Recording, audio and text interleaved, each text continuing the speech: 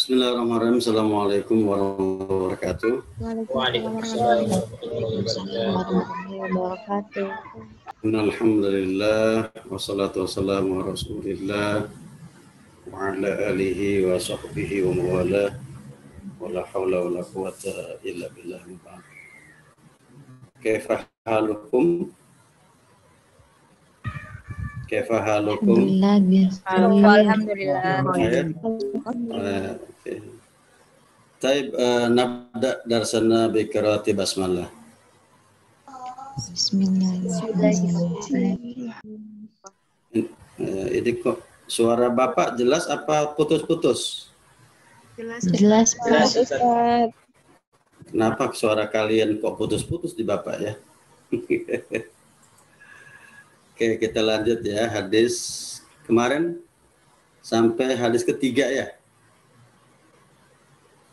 Iya, Ustaz. Hari ini kita akan lanjutkan hadis yang keempat. Ini kebaca enggak? Kebaca enggak hadis ininya? Baca, Ustaz. Baca ya. Jadi itu. Oke, kalau aku baca, coba kita lihat.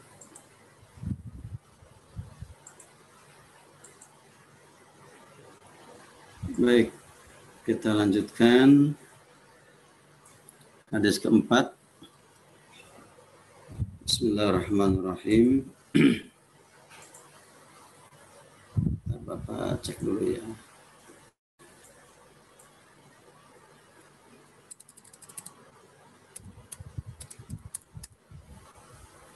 Laporan dulu sama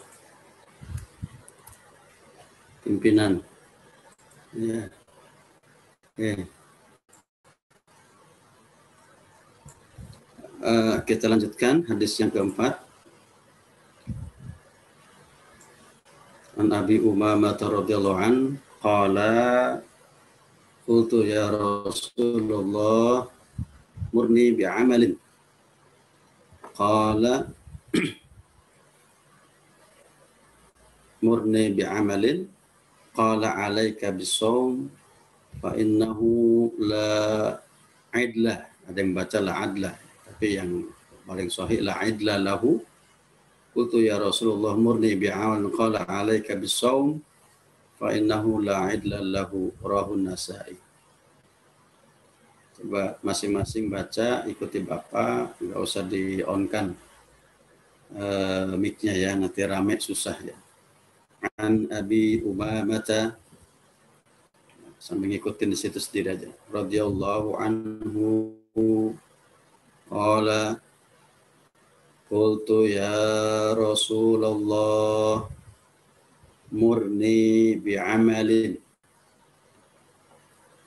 qala alaika bis-sawmi fa innahu la 'idla lahu. Qultu ya Rasulullah murni bi'amalin qala alaika bis-sawmi fa innahu la 'idla lahu. Rawahun Nasa'i. Diriwayatkan dari Abu Umamah. Ini sahabat Abu Umamah, sahabat yang mungkin kalian pernah dengar ya, tetapi kurang familiar. Tidak seperti kalau kalian lihat baca misalkan Abu Bakar As-Siddiq. Abu Umamah ini Al-Bahili ya. Al-Bahili, ayahnya itu ya, Ibnu Sahal. Kalau kita lihat ya. Beliau ini salah satu sahabat baginda Rasulullah SAW meskipun tidak familiar ya Abu Bakar maupun Ali, Umar dan yang lainnya. Bapak belum menemukan secara sahih nama aslinya. ya, karena Abu Umamah ini kan kunyah sebetulnya, ya. Ya, memang banyak para ulama mengatakan hanya Abu Umamah Al-Bahili. Ya, Bahil ini nama nisbahnya, ya. Nazilu Hamas, ya, pernah tinggal di Hamas. Hamas itu atau Himas itu daerah Suriah. Nah, di dalam kesempatan ini Abu Umamah, ya, mendengar berkata kepada Nabi, "Qultu ya Rasulullah murni." Ini ketika mengatakan qultu, ini berarti dialog langsung antara Abu Umamah dengan baginda Rasulullah SAW. Murni. Qultu ya Rasulullah murni. Aku berkata, wahai Rasulullah, murni. Perintahkanlah kepadaku. Jadi minta diperintahkan, ya. Perintahkanlah kepadaku bi'amalin, melakukan suatu amalan. Maksudnya apa? Perintahkan aku melakukan suatu amalan, perbuatan yang terbaik. Apa sih? Gitu kan? Ada redaksi lain biasanya ayu a'malin afdol. Nah, biasanya begitu. Perbuatan apakah yang paling mulia, paling afdol? Ya. Ini dia mengatakan murni bi amalin, perintahkan aku melakukan perbuatan yang terbaik. Apa itu? Maka Nabi berkata alaika. Kata-kata alaika ini, kalau alaika bi itu bermakna wajaba alaika, ya, atau ilzam, antazam, kamu komitmen, nah, kira-kira begitu, atau seyogyanya, ya, ada yang mengatakan wajib, ya. Nah, ini kalau kita di ilmu nahwu namanya ismul fi'li, ya, bentuknya isim tapi maknanya fi'il. Paham dong? Alaika bisawm, ya, kamu jangan tinggalkan, kira-kira begitu. Ilzam as-sauma, ya, maknanya begitu, mana fi'ilnya. Ini kan ini isim semua, alaika bisawm. Hendaknya kamu komitmen dengan puasa. Bisawm. Jangan ditinggal tuh. Maksudnya apa? Puasa sunnah, puasa apalagi puasa wajib kan. Fa innahu la idla lahu, karena puasa tidak ada tandingannya. Tidak ada amalan yang bisa mendandingi puasa. Ya. Bapak sudah jelaskan kemarin di hadis sebelumnya, ya, bahwasannya kenapa puasa itu sangat dicintai, bahkan Allah akan memberikan ganjaran langsung, karena di dalam puasa ada hal yang tidak ditemukan di ibadah yang lain. Yang pertama, Bapak sudah jelaskan, puasa itu rahasia, ya kan?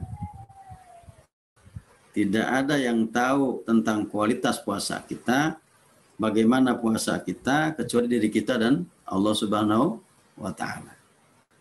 Kita nggak tahu orang lain seperti apa. Kita hanya bisa menilai diri sendiri, ya. Itu makanya dikatakan puasa sangat rahasia. Yang kedua, puasa ini, ya, mendidik keikhlasan. Karena rahasia kan nggak ada yang lihat, nggak ada yang tahu. Beda dengan sholat, ya, haji kelihatan itu, ya. Jadi sangat rahasia. Kita sulit membedakan orang puasa dan tidak puasa. Kalau orang yang sudah biasa puasa itu tidak kelihatan kalau dia ini lemes apa, tidak kelihatan. Seperti yang pernah kita lakukan di bulan suci Ramadan. Itu dua hal yang sangat pokok. Yang ketiga, karena puasa itu kita dilatih meninggalkan sesuatu yang kita sukai. ya. Dan ini berat, nggak gampang. Jadi dari terbit fajar sampai terbenam matahari kita tidak makan, tidak minum, bahkan meninggalkan hal-hal yang selain puasa yang dibolehkan. Ya. Nah, itu jadi 3 ini luar biasa sehingga tidak ada tandingannya. Ya. Kenapa? Karena puasa ini berat, membutuhkan kesabaran luar biasa. Kamu puasa dari terbit fajar sampai terbenam matahari itu harus fix. Paham ya? Harus fix. 10 menit kamu sudah berbuka sebelum azan maghrib, puasanya masih sah enggak? Nah, kalau niatnya kamu itu ya batal, ya batal. Padahal 10 menit lagi. Ya, jadi ibadah yang sangat panjang dalam konteks dalam satu hari ini ya puasa. Sholat, ya kita bisa mengukur kalau sholat itu 2 rakaat, 3 rakaat, 4 rakaat. Ya, tidak sepanjang puasa. Ya, jadi beberapa hal yang membuat puasa tidak ada tandingannya. Ya, fa innahu la idla lahu. Ya, karena puasa tidak ada tandingannya. Qultu ya Rasulullah murni. Nah, si sahabat ini Abu Umamah ini nanya lagi. Ya, perintahkan kepadaku ya Rasulullah suatu amal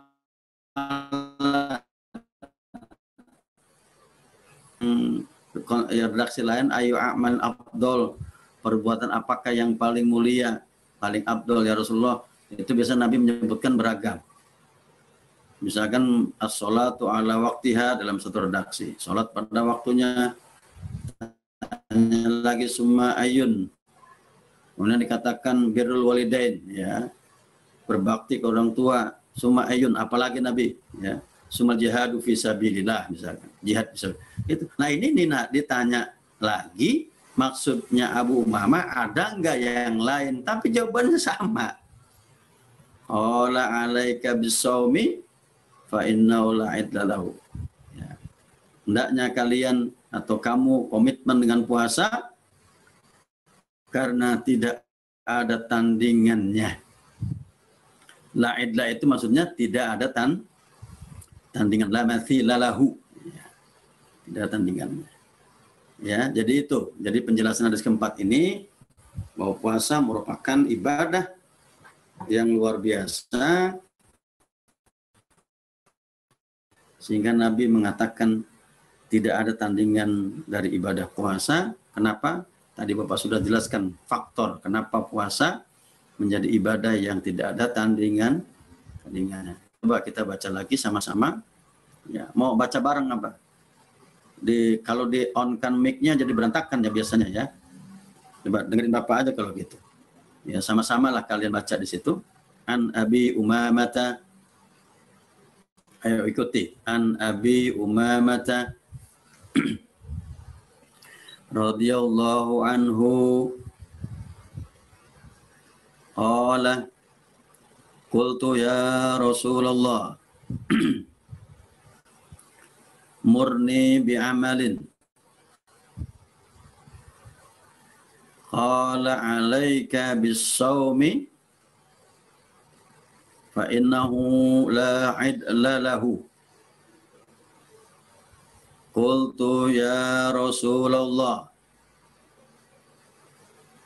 murni bi'amalin qala alaika bis-sawmi fa innahu la idla lahu. Ya, rawahun Nasa'i. Nah, itu ya.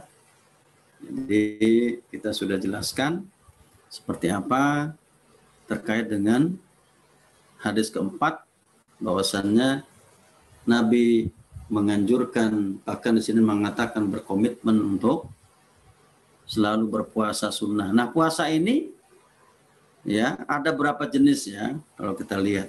Ada namanya puasa wajib. Puasa wajib itu pertama Ramadan.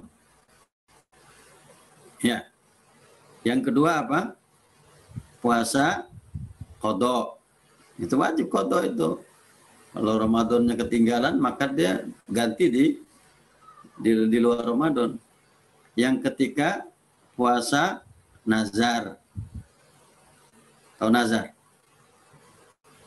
Nazar ya.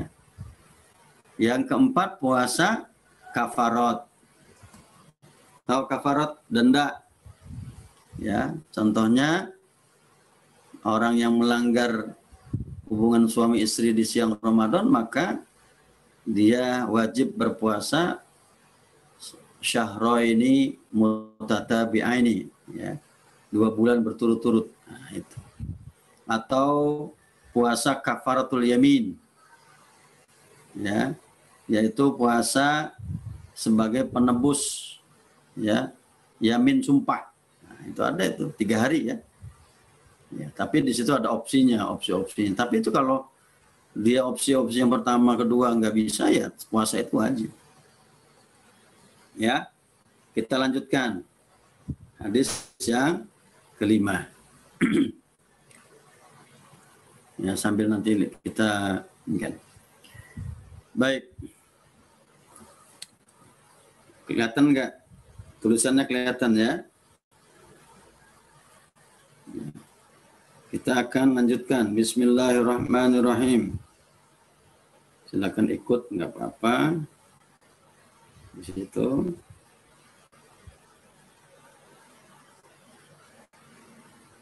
Ya.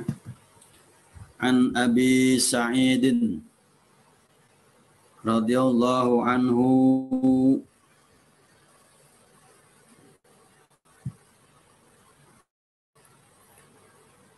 qala sami'tu an-nabiyya sallallahu alaihi wasallam yaqulu man shoma yawman fi sabilillahi ba'adallahu wajhahu 'anin nari sab'ina kharifan. Rawahul Bukhari wa Muslim. Nah, kita ulangi lagi coba. Boleh tulis, boleh ya. An Abi Sa'idin radhiyallahu anhu qala sami'tu Rasulullah sallallahu alaihi wasallam yaqulu man shoma yawman fi sabilillahi ba'adallahu wajahu 'anin nari sab'ina kharifan. Rawahul Bukhari wa Muslim. Baik, kita coba kupas hadis yang kelima. An Abi Sa'id, diriwayatkan dari Abu Sa'id. Ini Abu Sa'id siapa nih? Abu Sa'id yang dimaksud adalah Abu Sa'id Al-Khudri. Nama aslinya Malik bin Sinan. Namanya siapa? Malik bin Sinan. Ya. Al-Khudri itu nama buyutnya, namanya Khudra. Ya. Nah, beliau ini luar biasa, ya, lahir di Madinah. Meninggalnya juga di Madinah, dimakamkan di pemakaman Madinah Baqi. Dan uniknya beliau ini, ya, termasuk dari kecil sudah masuk Islam bersama orang tuanya, ya, yaitu Sa'ad, mana ya, Abu Sa'id itu Sa'ad bin Malik, Sa'ad bin Malik bin Sinan, ya. Jadi ayahnya Malik bin Sinan ini sahabat Nabi.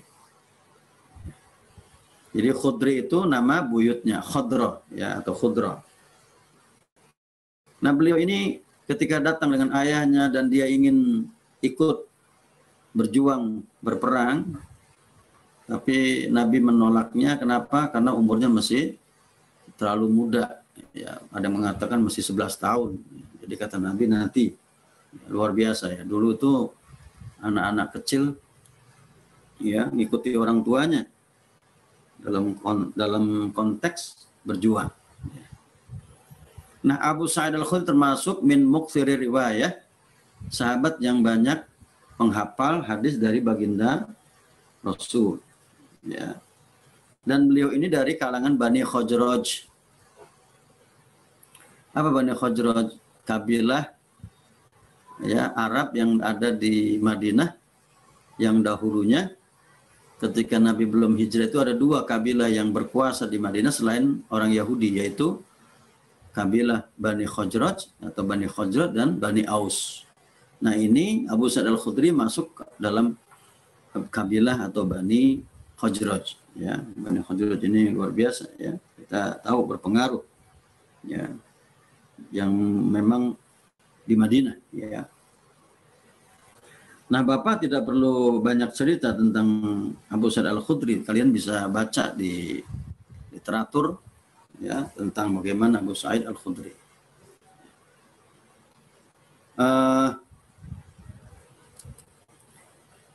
Di sini kita lihat ya, qala sami'tu Nabiy sallallahu alaihi wasallam.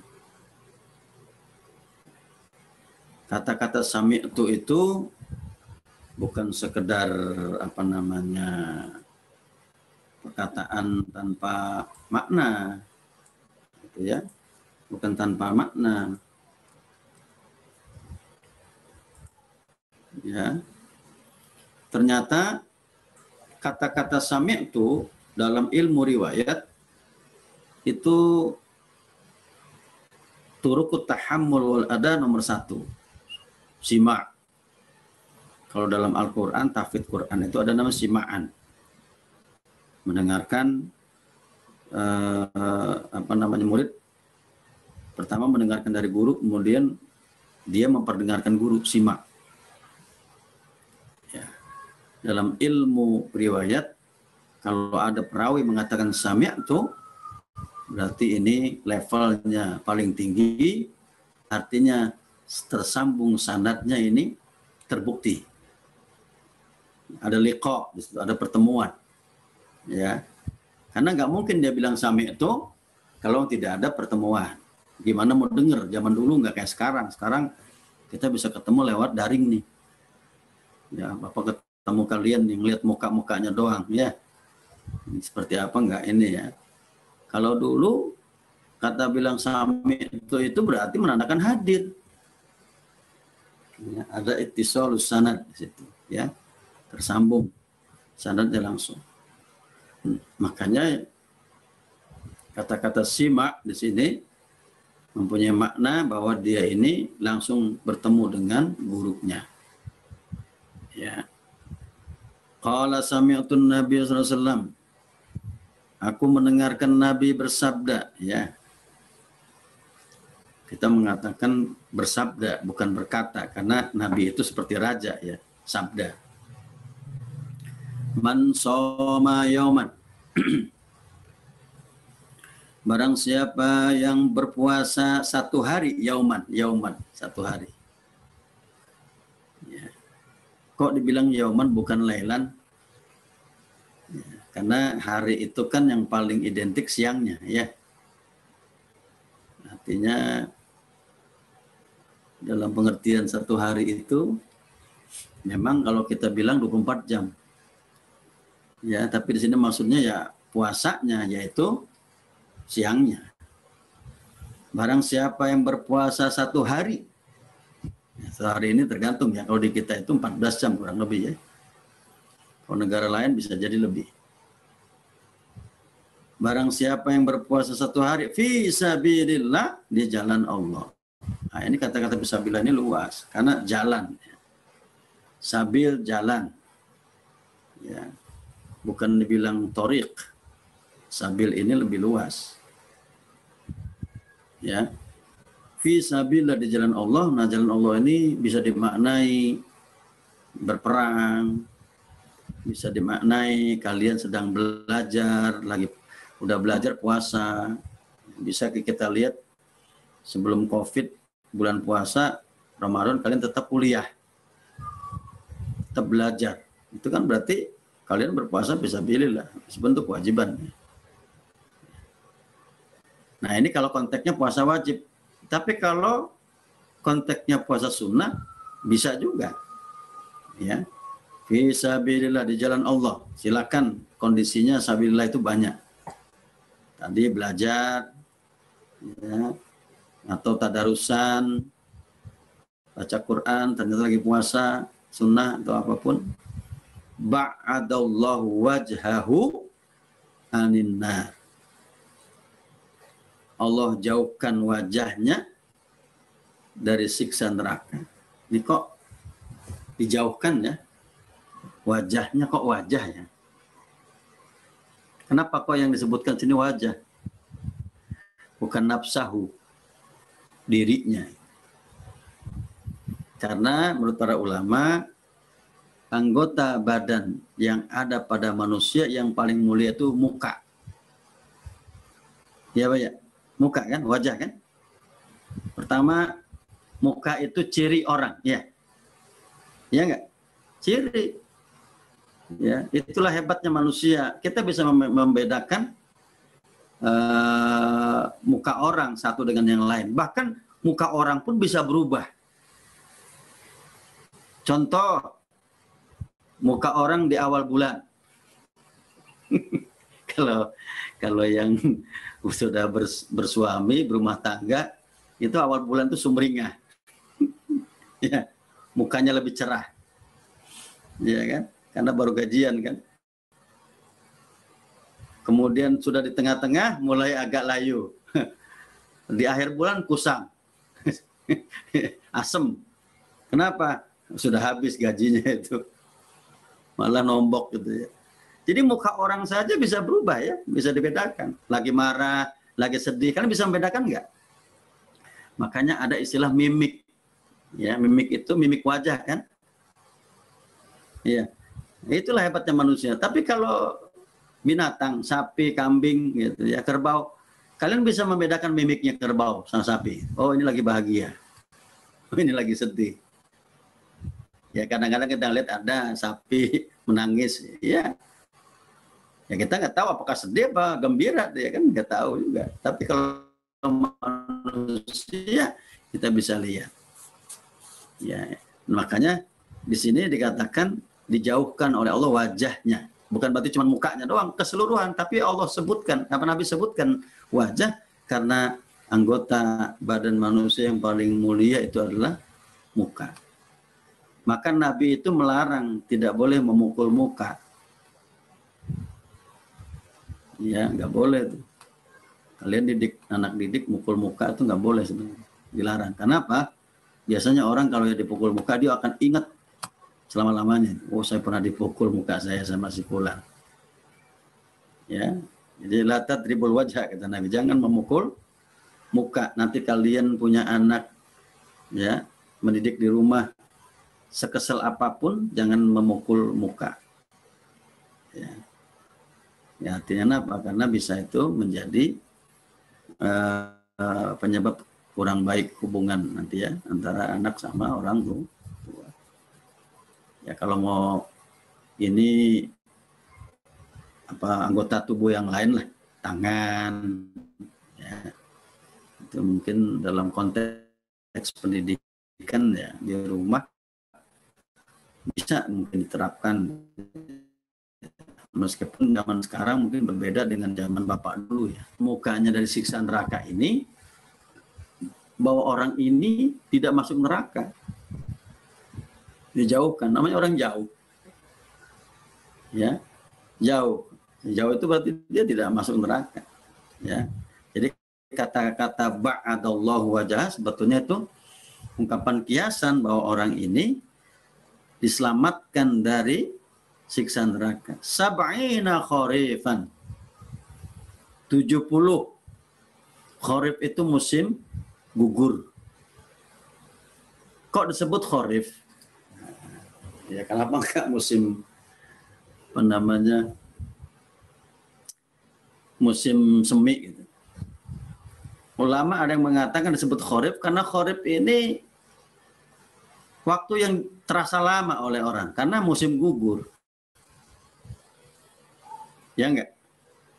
Coba kalau kita ini ya, menunggu, dapat nanya, menunggu seorang itu lama mas bentar?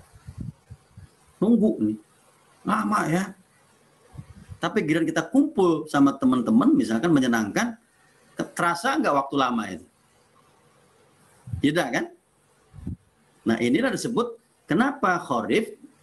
Karena Kharif itu musim yang orang nggak suka. Jadi terasa lamanya. Artinya apa? Kharif itu adanya setiap tahun sekali. Sama dengan musim semi. Musim semi kan setahun sekali. Ya. Musim apa,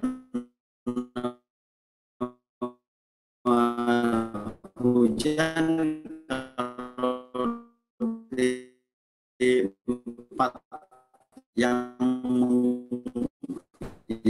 mengalami 4 musim itu sekali, tahun sekali.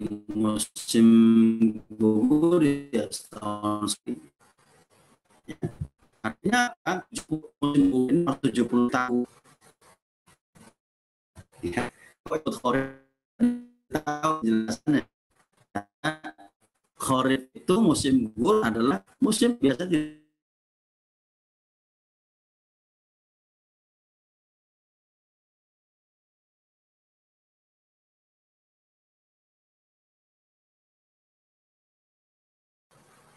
tahun di dunia.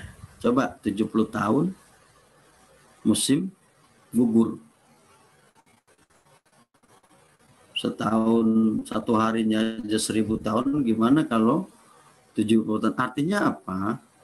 Orang yang berpuasa satu hari saja, kalau dia lillah, fisabilillah itu maksudnya tadi karena Allah, ya karena memang ada di jalan Allah, dia beribadah dan seterusnya, maka disitulah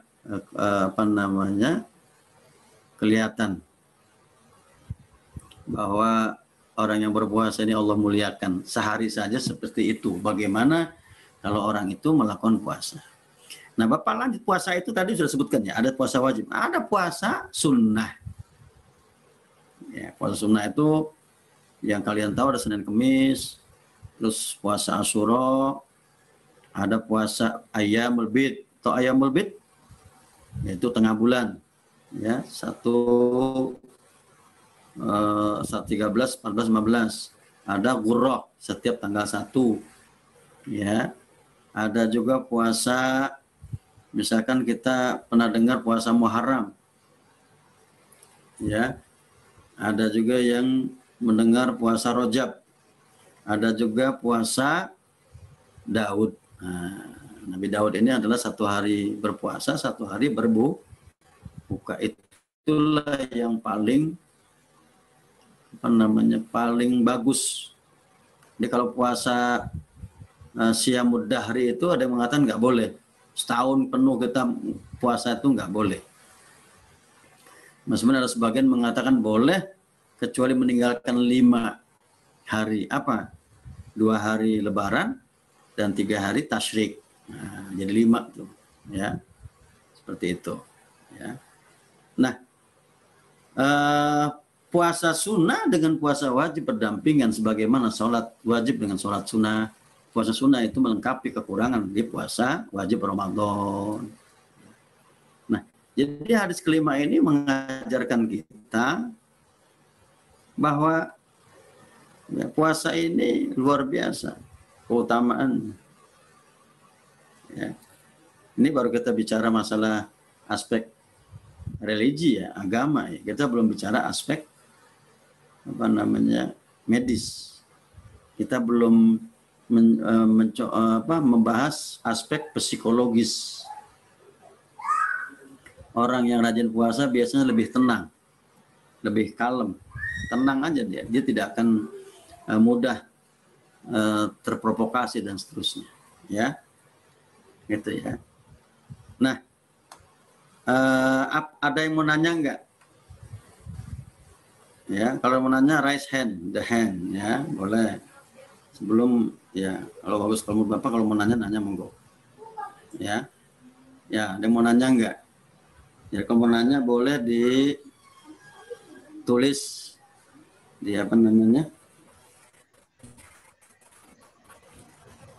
di chat boleh, kalau enggak raise the hand boleh. Monggo, silakan adminnya.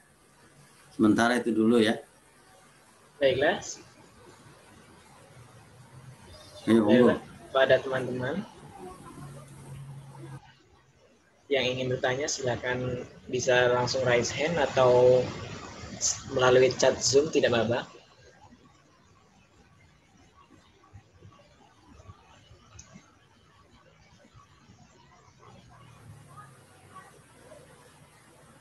Ya, ada yang mau nanya? Nggak ada. Atau Bapak mau tanya? Kalau kalian nggak nanya, apa yang nanya? Ayo. Ada mau nanya nggak?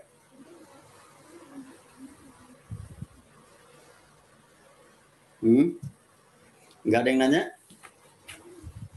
Ya. Kalau nggak ada yang nanya, kita lanjut aja satu hadis lagi ya. Ada yang nanya ya? Coba lanjut satu hadis lagi. Ya. Oh, ada nih yang nanya, ada.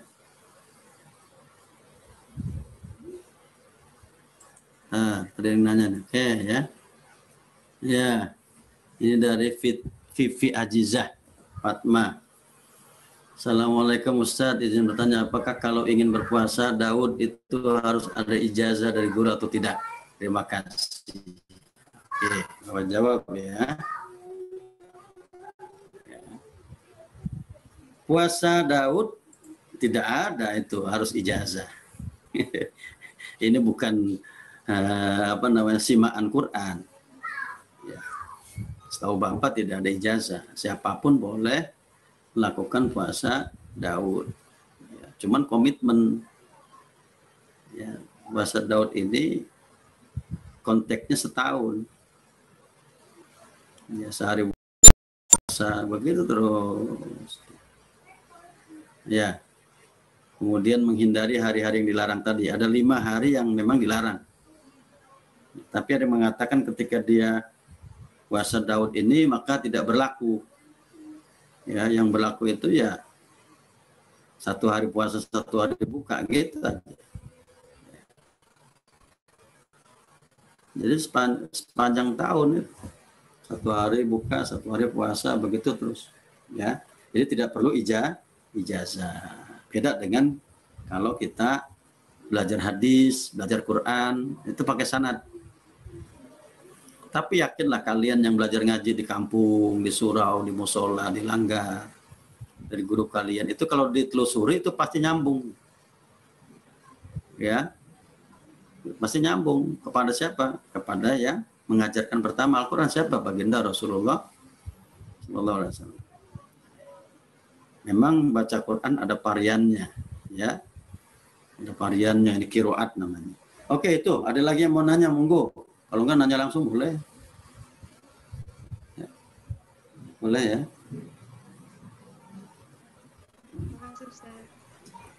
Ya. Ya, apa yang mau nanya lagi? Atau mau kita lanjutkan satu lagi? Atau gini. Ada yang mau nanya mungkin begini. Pak, bagaimana kalau kita mengqadha puasa Ramadan yang tertinggal, terutama bagi perempuan ya? Datang bulan, terus mengqadhanya dengan puasa sunnah, boleh enggak?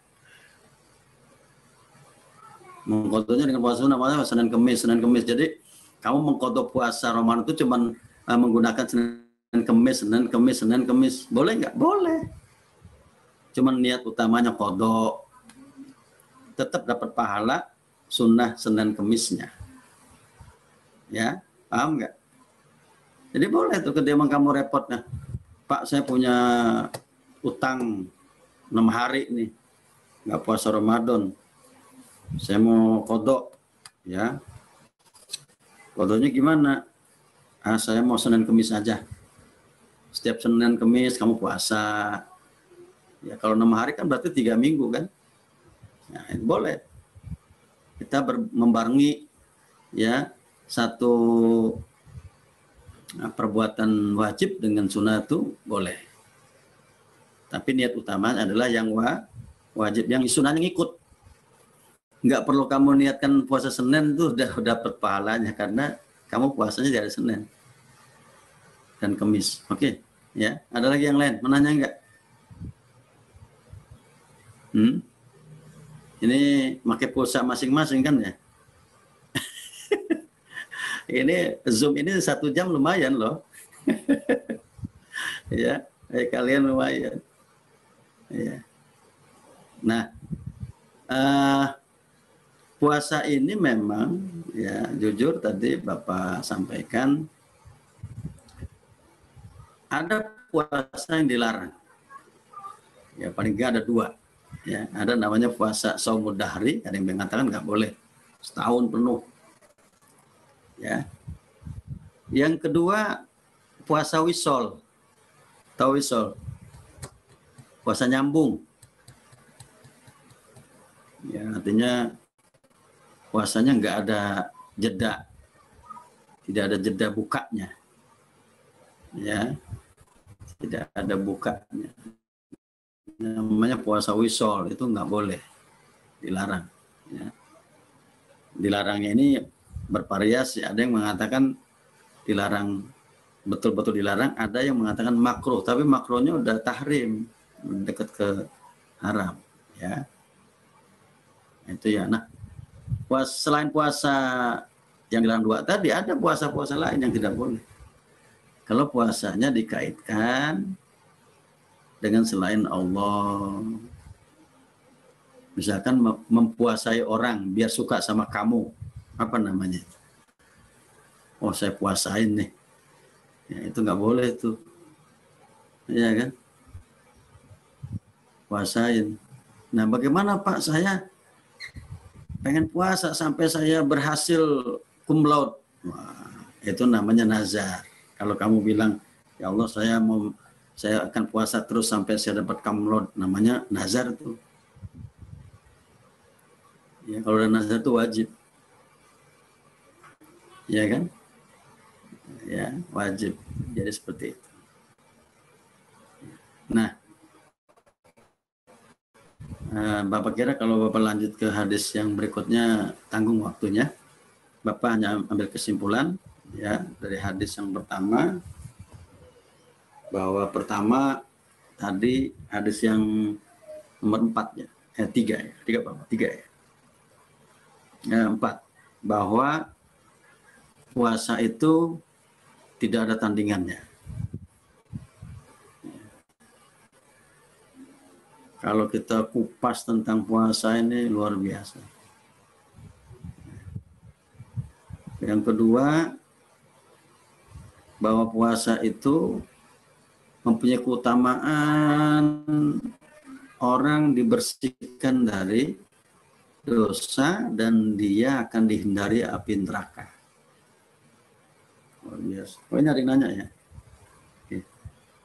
Kita jawab pertanyaan dulu. Ini dari Sela. Assalamualaikum, Ustaz mau tanya, bagaimana hukumnya puasa sebagai tirakat? Nah, ya tadi sama aja Bapak bilang tadi.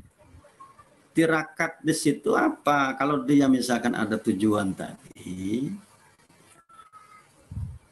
ya sebenarnya tidak masalah. Ya, dibolehkan asal niatnya lillah. Pak, saya mau puasa terus sampai saya berhasil, boleh. Cuman kalau nanti diniatkan seperti itu, sama dengan nazar. Ya, meskipun berbeda ya. Kalau nazar itu kan, kalau saya lulus, saya mau puasa, itu nazar. Tapi ini dia namanya tirakat itu. Saya selama kuliah begini, ya saya mau puasa sampai selesai. Itu namanya mirip dengan nazar. Orang itu sudah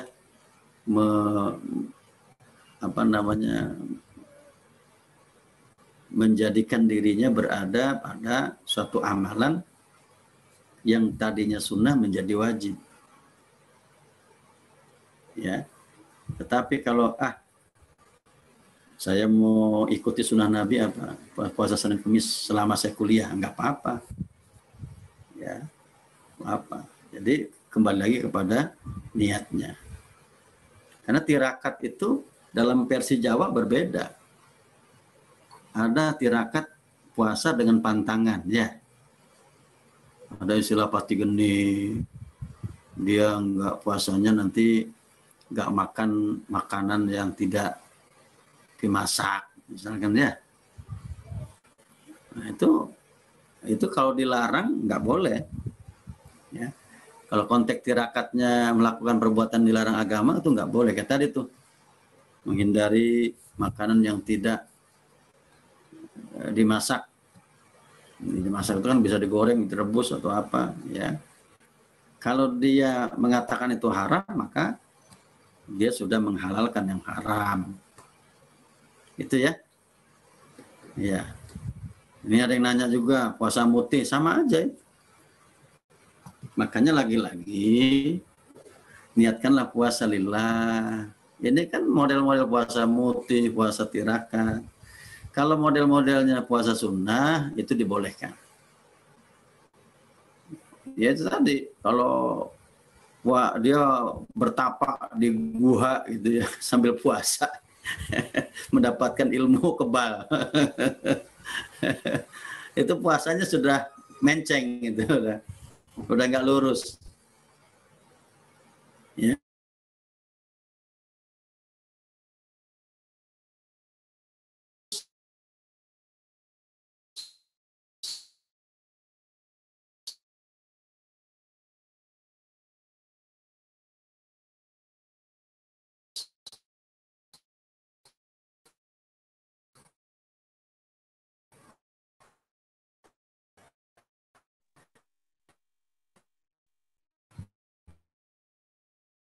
Maka hindari Nabi. Itu cukup aja. Ya.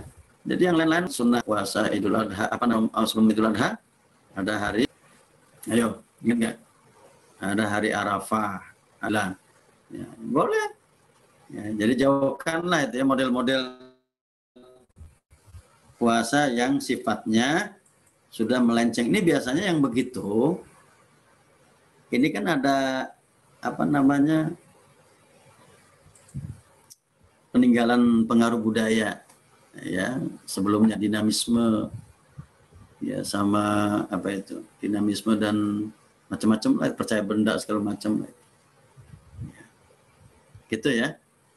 Karena Nabi pun meskipun dia makannya tidak seperti kita berbuka, tetap buka meskipun dengan hanya air putih dan kurma. Tapi kalau yang mutih tadi itu, syaratnya banyak itu. Nggak boleh makan ini ketika bukanya, itu kan jadi melarang sesuatu yang dibolehkan. Gitu ya. Ada lagi nanya? Cukup ya? Ya, ini udah jam 9. Ya, kasihan pulsa kalian aja Bapak ya. Soalnya kalau dikasih dari Mahat, di Mahat kasih nggak pulsanya? Enggak ya. Baik, cukup ya.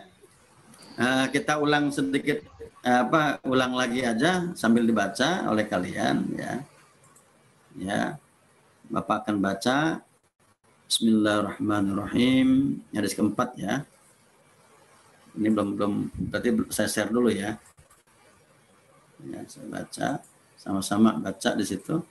Bismillahirrahmanirrahim. An Abi Umamah radhiyallahu anhu qala qultu ya Rasulullah murni bi'amalin qala 'alaika bis-shaumi fa innahu la 'idla lahu. Qultu ya Rasulullah murni bi'amalin qala 'alaika bis-shaumi fa innahu la 'idla lahu. Rawahul Bukhari, rawahun Nasa'i. Hadis yang kelima, an Abi Sa'id Al-Khudri radhiyallahu anhu qala sami'tu an-nabiyya sallallahu alaihi wasallam yaqulu man shoma yawman fi sabilillahi ba'adallahu wajahu 'anin nari sab'ina kharifan. Rawahul Bukhari wa Muslim. Mudah-mudahan kalian bisa menyimak dan memahami apa yang Bapak sampaikan. Mari sama-sama kita berdoa. Mudah-mudahan apa yang kita pelajari malam ini menjadi ilmu yang barokah, nafi'ah buat kalian dan buat kita semua. Astagfirullahaladzim, astagfirullahaladzim, Allahu ghafurur rahim. Allahumma shalli ala sayyidina Muhammad wa ala sayyidina Muhammadin rabbil alamin. Allahumma anfa'na bima 'allamtana wa 'allimna bima yanfa'una warzuqna 'uluman tanfa'una fid din wal akhirah. Allahumma inna nas'aluka ilman nafi'a wa rizqan wasi'an shifaan min kulli da'in saqam. Rabbana atiha subhanakallahumma wa tahiyatun fiha salam wa akhiru alhamdulillahi rabbil alamin. Mohon maaf ya. Akhirul kalam. Assalamualaikum warahmatullahi wabarakatuh. Waalaikumsalam warahmatullahi wabarakatuh.